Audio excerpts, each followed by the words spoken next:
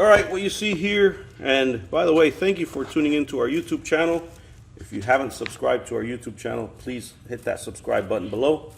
What you're seeing here is an AT&T Fiber Internet setup that we're checking out. And in this case, what you want to do is you want to have it set up, and obviously your installer will tell you this for any type of fiber internet, that you might want to have it next to an outside wall. So there's a cable behind this box, modem-like box. I don't know if it's a modem, but it pretty much brings you the signal, the fiber signal. It's got to be near a plug so you can plug it in.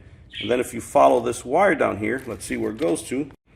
It goes right into this router that AT&T provides. And what I would tell you from the beginning is, if you can, use your own router. And this is an advice I would give everyone that's got fiber internet.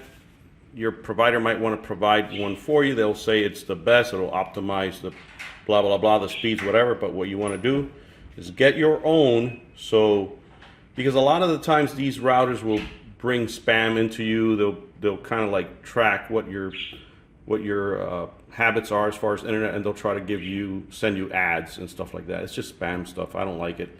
So if you can, get your own. But what it looks like on the back is you have the signal coming from the box that we showed you on the wall. And this is it right here.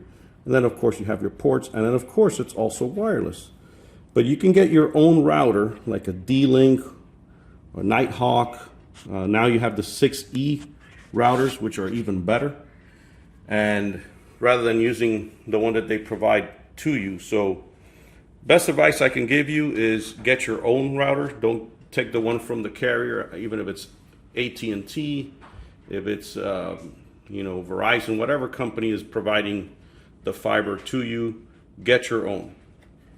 And then of course, if you have cable TV, they're going to give you a box like this one that connects to it, and then you can program your cable boxes that way and get your TV that way through this box. But just wanted to give you a rundown real quick on routers. It's best to always use your own instead of the one that they're giving you, just because you want to have control of your internet rather than the carrier controlling your internet. So anyway, just wanted to give that out to everyone so you can have a little bit of information on how fiber internet works.